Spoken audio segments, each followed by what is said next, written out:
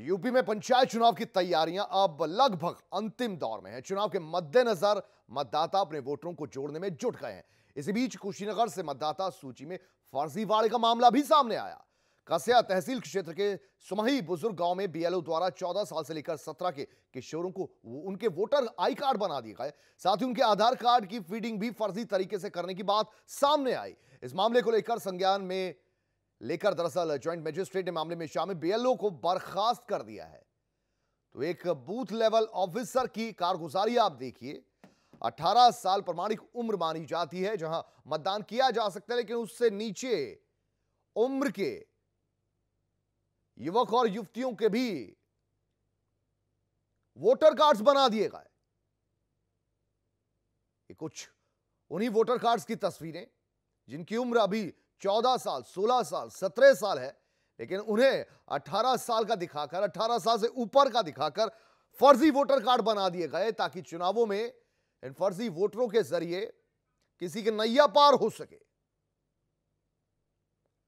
लेकिन अब इस पर सख्त एक्शन लेते हुए बूथ लेवल ऑफिसर को बर्खास्त कर दिया गया है। तो जैसे जैसे चुनाव नजदीक आ रहे हैं, चुनावों का हल्ला हो रहा है, कुछ उसी अंदाज में, उसी तरीके से फर्जीवाड़े भी सामने आ रहे हैं। तो फाजिल नगर जनपद कुशीनगर से यह मामला सामने आया। और अगर इस तरीके से मामले सामने आते हैं, वोटर लिस्ट इस तरीके से बनाई जा रही है, तो बहुत बड़े सवाल खड़े हो सकते हैं। मनीष इस वक्त हमारे साथ, हमारे संवाददाता, और ज्यादा जानकारी लेंगे। मनीष, बताइए पूरा मामला क्या है?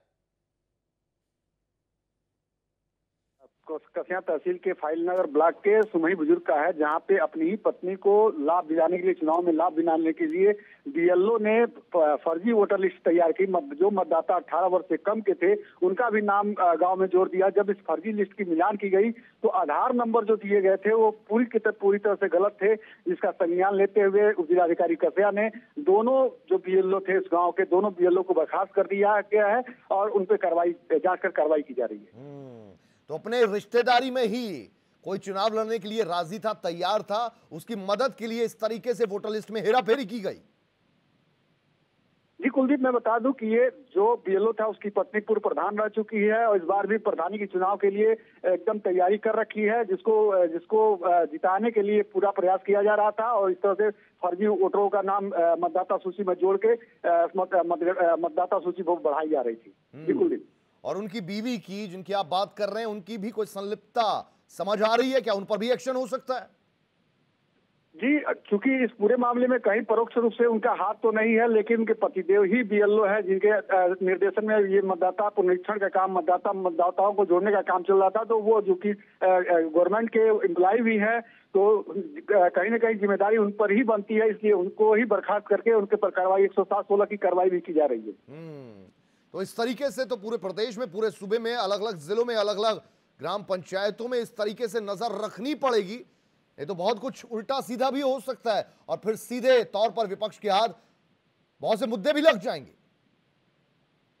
जी कुलदीप, अगर देखा जाए तो कहीं ना कहीं गड़बड़ी सामने आती ही रहती है। और जब चुनाव के दौरान जब विपक्ष इस मामले को उठाता है तो कहीं ना कहीं वोटर लिस्ट में नाम होने की वजह से अधिकारी भी इसका विरोध नहीं कर पाते, चूंकि नाम जुड़ा होता है और एक पक्ष कहता है नहीं ये वोट डालेंगे, दूसरा पक्ष इसका विरोध करता है, तो कहीं ना कहीं हाथ बच जाते हैं। अगर जाहिर तौर से ठीक तरीके से जांच की जाए तो भारी संख्या में फर्जी मतदाता हर चुनाव जाते हैं। चूंकि ये ग्राम प्रधान का चुनाव होता है, काफी नजदीक का चुनाव होता है, इसमें हर पक्ष चाहता है कि हमारे पक्ष के ज्यादा से ज्यादा वोटरों का नाम मतदाता सूची में जोड़ दिया जाए, जिससे उनको परोक्ष रूप से लाभ मिल सके। जी कुलदीप, लेकिन किस तरीके से सुपरविजन किया जा रहा है, ये बड़ा सवाल है। बीएलओ वहीं पर तैनात, उसी बूथ पर तैनात है जहां पर उनकी बीवी प्रधानी पद के लिए खड़ी है, इस पर क्या कोई सुपरविजन नहीं किया जा रहा?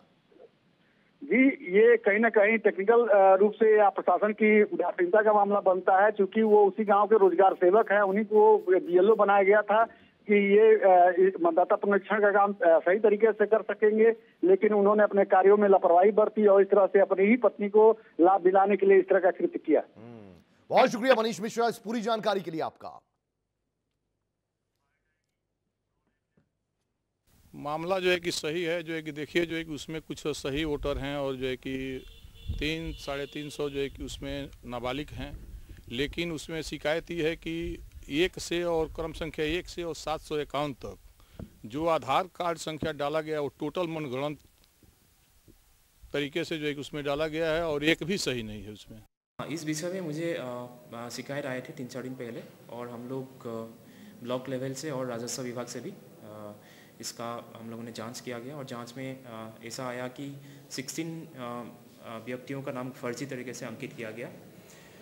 तो ये इसके वजह से हम लोगों ने तुरंत बर्खास्त के लिए 2 BLO को आदेश दे दिया है। साथ में शांति भंग का पॉसिबिलिटी देखते हुए हम लोगों ने 116 का भी कार्रवाई की है।